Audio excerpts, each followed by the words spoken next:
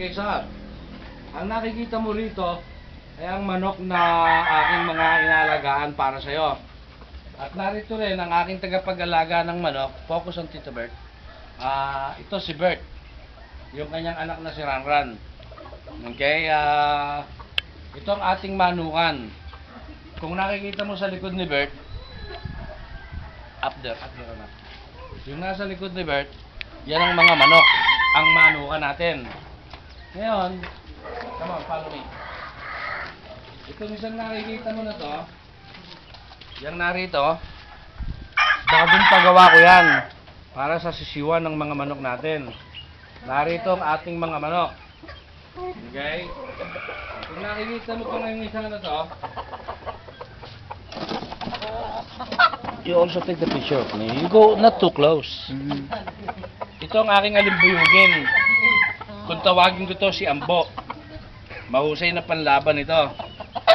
Then, itong nasa aking kanan na to, yan. Yan ang aking talisay. Kakukuha ko lang yan. Mahusay ito. Mahusay mamalo. Kailangan lang iayos ng maayos. Ibibreed ko rin ito dahil mahusay ang magulang nito. At kung titignan mo sa may banda rito, okay, I take the picture of everything.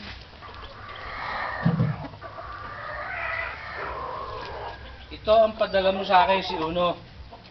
Kung tawagin ko to si Uno.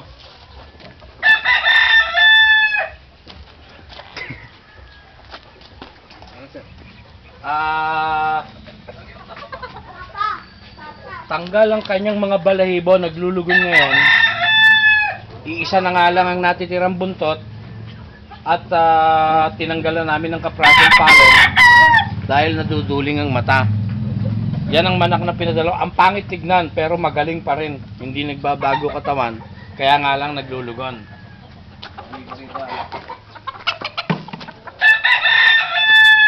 Ito ang akin si Toto. Nagbigay na sa akin ng 5,000 yan. Nanalo ng Nissan, naka-schedule ulit lumabas yan anytime soon.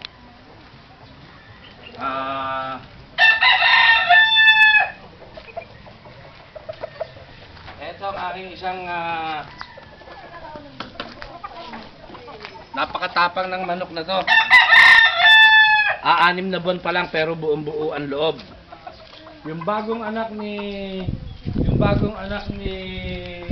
Uno, yung pinadala mo sa akin manok, ay narito sa loob. Bert, pakibuksan mo nga. Andito yung isa pa. O, dala mo yung isa.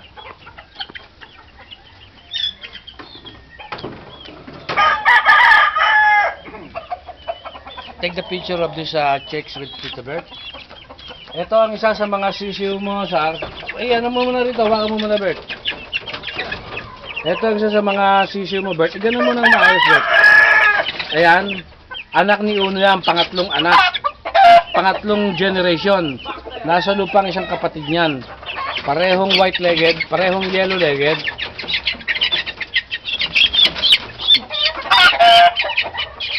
Ayan silang dalawa. Parehong yellow-legged.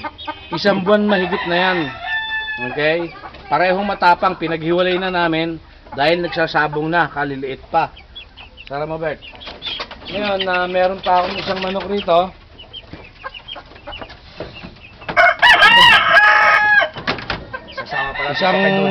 Buksan mo. Isang teenager pa lang yan. Okay? Matapang rin ang manok na to. Panay ba nga pagdating mo rito sa Marso, mga malalaki na lahat yan. Ngayon, meron pa rin mga laman ito. At nasa ilalim ng aking si ano. Yung white picture. Ha?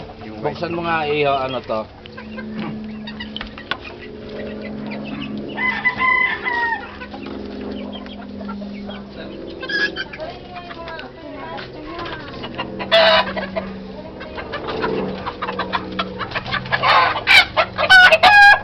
Ito ang aking white legs. Nasa 4 na buwanin na rin yan.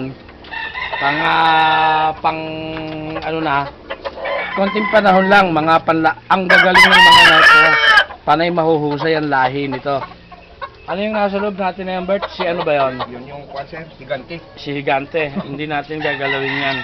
Pambugbog lang natin yan. Okay? Talisay. Dito sa loob. Pupunta tayo sa loob. Makikita natin. By the way, ito ang aking si Baxter.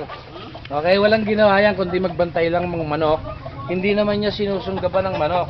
Isang tawag ko lang dyan, lapit kagad sa akin yan. Baxter, come here. Baxter. Baxter, come here. Halika. At nakita mo, ito siya sa tabi ko ngayon. Okay? Dito tayo sa loob.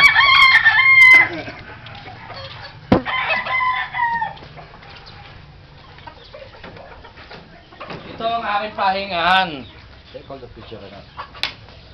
Okay, meron akong kalan dito, meron akong mineral water, lamesa, at hanggang dito sa loob. Meron akong lamesang kwentuhan, at kung lalapit ka roon, mapupunan mo ang aking 4 na bagong sisiw. Ito, panay anak ito. Panay anak ito ni Uno, yung pinadala mo sa akin. 4 ito, ang tansya namin dito, sa 4 na to, 3 ang lalaki. Sisiw pa lang ito. Halika rito sa kabila, anak. Dito naman sa baba, yan ang aking mga sinibalang. 4 yan. Panay 5 buwanin na lahat yan. Pagdating mo rito ng Mayo, panay maaayos lahat ang mga sinibalang na yan. Heto, ipakikita ko sa'yo ang isa sa pinakamagaling na manok ko. Ang kauna-unahang anak ng manok mo. Okay? Kauna-unahang anak ng manok mo to. Kung tawagin ko to si Junior o si JR. Napakatapang na manok. Ayan siya. Yan ang unang anak ni JR. Nag-iisang lalaki yan. Napakatapang, hindi marunong magulat, hindi marunong matakot. Sumasabong na sa ngayon to, ang edad nito mag-4 na buwan sa Augustin. Pero napakatapang. Yan ang isa sa mga lalaki natin. Bukod sa mga yaan, papakita ko pa sa iyo maya-maya yung iba. Heto naman, ang aking talisain. Kung tawagin ko to si Boy. Ay, masyadong maingat ka. Baxter, halika. Ayun si Tusiko. Okay? Medyo nagkagulo ng konti nang makawala yung isa. Pakihuli mo nga, Bert. Sundan mo si Bert. Pakuha ng video. Hindi mo ka. Hindi, magpapali pa rin. Uy!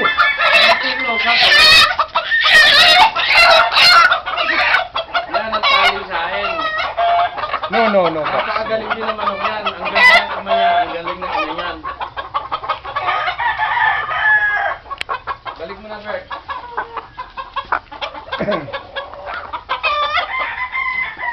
Itong isang to, ito si Awang.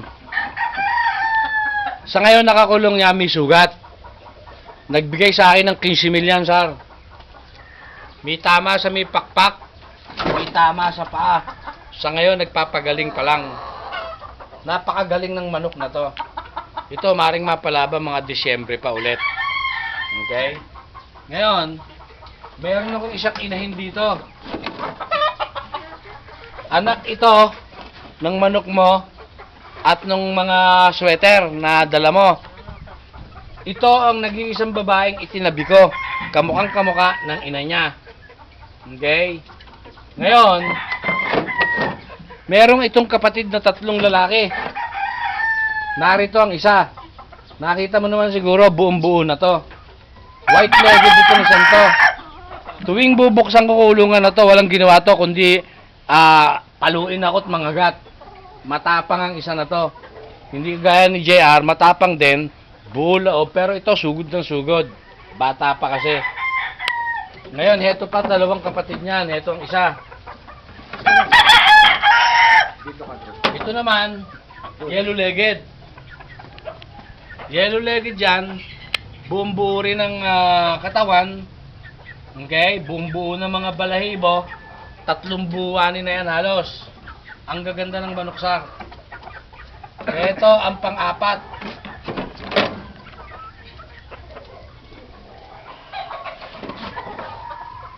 Isa pang white-legged. Kung titignan mo to, sir, buong-buo na rin halos ang buong mga balahibo nito, mukha, lahat. Ito naman medyo mahiyain. Okay?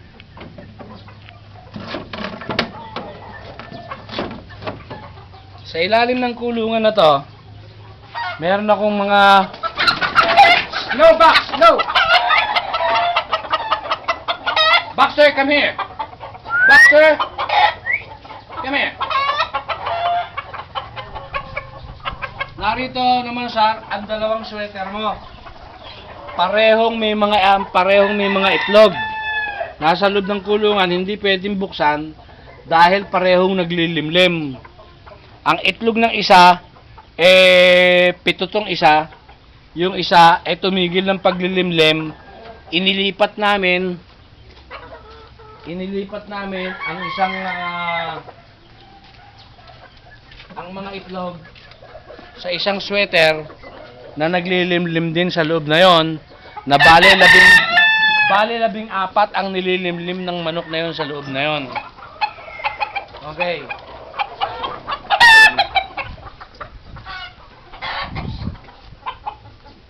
Yang alimbuyugi na yan, nakikita mo sa taas na yan, okay? Pakakasta ko naman dito sa isang alimbuyugi dito.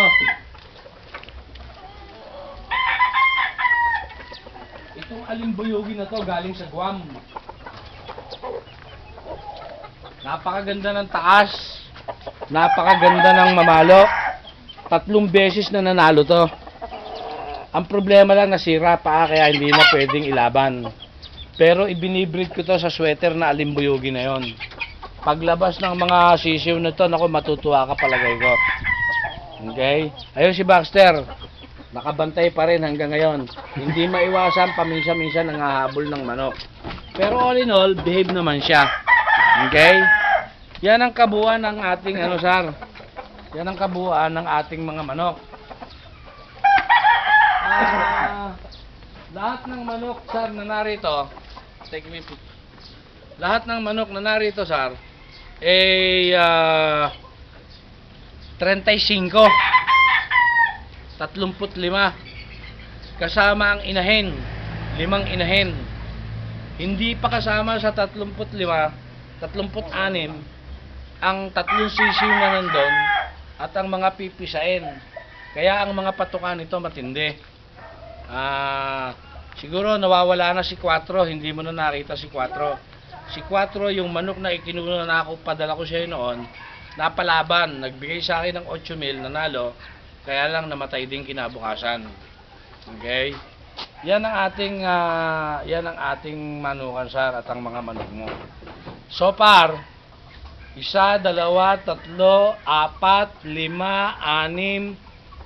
na sisiw ni Uno ng manok na pinadala mo, na panay lalaki.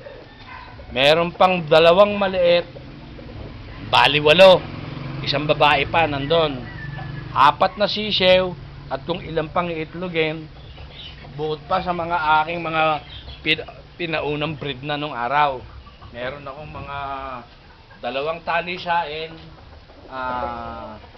mga mayahin na narito, pulahin, at yan ang ating mga manok, sir. Siguro nakita mo ng maganda ngayon ang ating mga sisiw. Okay?